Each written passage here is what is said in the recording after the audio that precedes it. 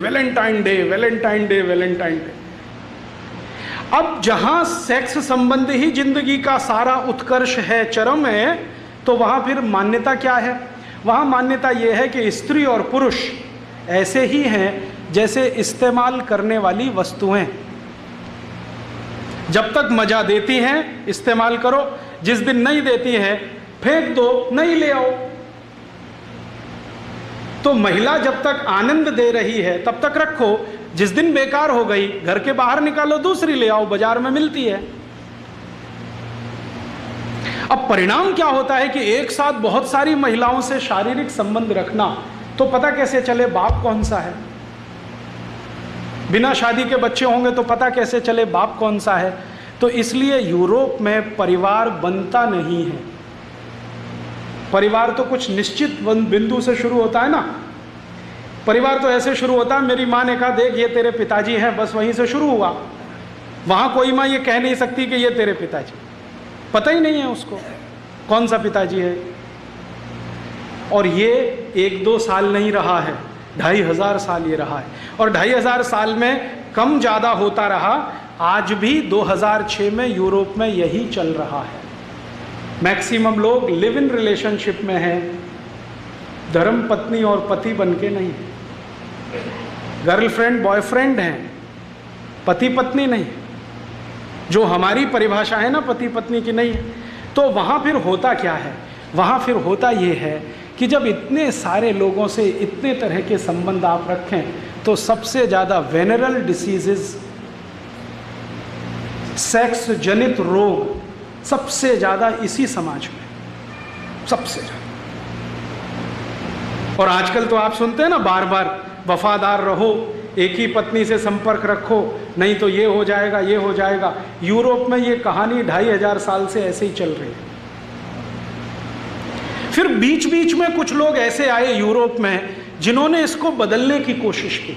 बीच बीच में उनके समाज में ऐसे लोगों ने जन्म लिया, वो कहने लगे कि ये अच्छा नहीं है, गलत है, इसमें कुछ लिमिटेशंस करो, नियम बांधो, परिवार बनाओ, शादियां करो, शादियों के साथ रहो। ऐसे कुछ लोग आते रहे, लेकिन उनको जिंदा नहीं रहने दिया समाज ने। अब मैं कहानी सुनाता हूं। ऐसे ही एक यूरोपियन व्यक्ति थे जो आज से लगभग 1600 साल पहले यूरोप में पैदा हुए। उनका नाम था वैलेंटाइन।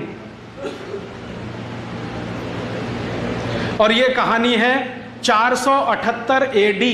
एडी माने ईसा की मृत्यु के बाद, आफ्टर डेथ। आज से लगभग 1300-1350 साल पहले की कहानी। एक वैलेंटाइन नाम के महापुरुष ने जन्म लिया, जो ये कहता था कि हम जो शारीरिक संबंध रखते हैं कुत्तों की तरह से, जानवरों की तरह से, ये अच्छे नहीं हैं, इनमें से ये खराबी, ये खराबी, तो इनको ठीक करो।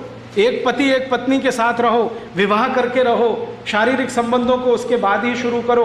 ऐसी ऐसी वो बातें करते थे। और वो वैलेंटाइन महाशय जो नौजवान उनके संपर्क में आते थे उनको यही सिखाते थे। रोज उनका भाषण यही चलता था।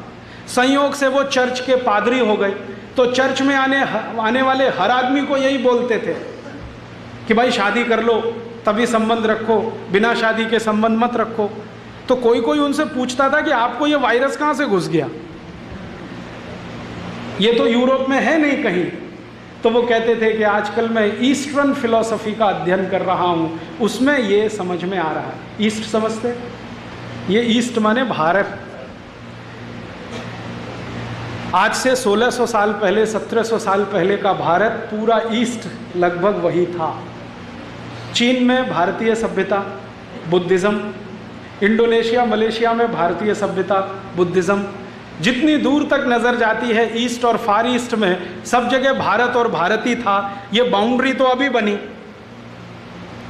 तो वो कह रहे हैं कि मैं आजकल ईस्टर्न फिलॉसफी का अध्ययन कर रहा हूँ और मुझे लगता है कि वो परफेक्ट है। उसी के लिए मैं चाहता हूँ कि आप ये मानो। तो कुछ लोग मानते थे। तो वो वैलेंटाइन पता है क्या करते थे? चर्च में बच्चों की शादियाँ कराते थे। चर्च में बच्चों की शादियाँ कराते थे। और 1-2 नहीं, उन्होंने सैकड़ों शादियां कराई। जिस समय ये वैलेंटाइन हुए उस समय रोम में एक राजा था, उसका नाम था क्लॉडियस। बड़ा राजा था, सम्राट है, चक्रवर्ती सम्राट। क्लॉडियस ने कहा कि ये जो आदमी है वैलेंटाइन, हमारी यूरोप की परंपरा को बिगाड़ रहा है। हम बिना शादी करके रहने वाले लोग, मौज मजे में डूबने वाले लोग, और ये सबको शादियां करवाता फिर रहा है। तो क्लॉडियस ने एक दिन आदेश दिया कि वैलेंटाइन को पकड़ के लाओ। तो गया वैलेंटाइन को पूछा, तुम ये क्या गलत काम कर रहे हो, अधर्म फैला रहे हो, अपसंस्कृति ला रहे हो, हमको ये मंजूर नहीं है, वगैरह वगैरह। तो उसने कहा कि मुझे ऐसा लगता है कि यही ठीक है। तो क्लॉडियस ने उसकी एक न सुनी और उसको फांसी की सजा का आदेश दे दिया। तो 14 फरवरी सन 498 को वैलेंटाइन को फांसी हो गई। आरोप क्या था कि वो बच्चों की शादियां कराते हैं, इसलिए फांसी हो गई। माने शादी कराना जुर्म है, तो फांसी हो गई। जिस दिन उनको फांसी हुई तो जिन बच्चों ने वैलेंटाइन के कहने पर शादियां की थी, उन्होंने वो दिन वैलेंटाइन डे मनाना शुरू कर दिया। अब ये वैलेंटाइन डे की कहानी है। यूरोप में वैलेंटाइन डे होता है क्योंकि वहां शादी नहीं होती, और जो कर ले वो वैलेंटाइन डे मनाता है। अब भारत में बिना अकल, बिना सोचे, बिना समझे हमने वैलेंटाइन डे चालू कर दिया। स्कूलों में, कॉलेजों में पागलों की तरह से Valentine day, Valentine day, Valentine day. और इस धंधे में बड़ी बड़ी कंपनियां लग गई जिनको ग्रीटिंग कार्ड्स बेचने हैं। वैलेंटाइन डे का ग्रीटिंग कार्ड, वैलेंटाइन डे का गिफ्ट, और वैलेंटाइन डे का तो मिठाई, और वैलेंटाइन डे का तो ये, और वैलेंटाइन डे का वो। और टीवी चैनलों ने धुआंधार उसका प्रचार कर दिया। तो गली मोहल्ले छोटे छोटे बच्चे 10-10, 12-12 साल के वैलेंटाइन डे में फंसे हुए हैं। हाँ, और ऐसे मूर्ख हैं कि वो जो कार्ड भेजते हैं ना, उसमें लिखते हैं would you be my Valentine. हाँ, इसका सही मतलब है कि आप मेरे साथ शादी करोगे। और वो एक को नहीं 10-10 को भेज देते हैं, 20-20 को भेज देते हैं, 25-25 को, would you be my Valentine. अभी मैं तो एक दिन तंग हो गया, परेशान हो गया। बंबई में मैं एक सज्जन के घर खाना खाने गया, तो उनके घर में एक दादाजी हैं, दादाजी 65 साल के। उनको 25 ग्रीटिंग कार्ड आए हैं, लिखा हुआ would you be my Valentine.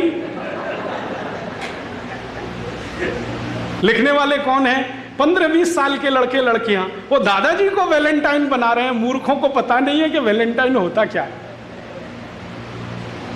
बिना सोचे, बिना समझे ये जो हम लेते हैं ना, ये ऐसा नाश करता है। तो यूरोप की तकलीफ है, वहाँ शादियाँ नहीं होती हैं। शादी कराने वाला कोई पैदा हो जाए तो उसको फांसी हो जाती है।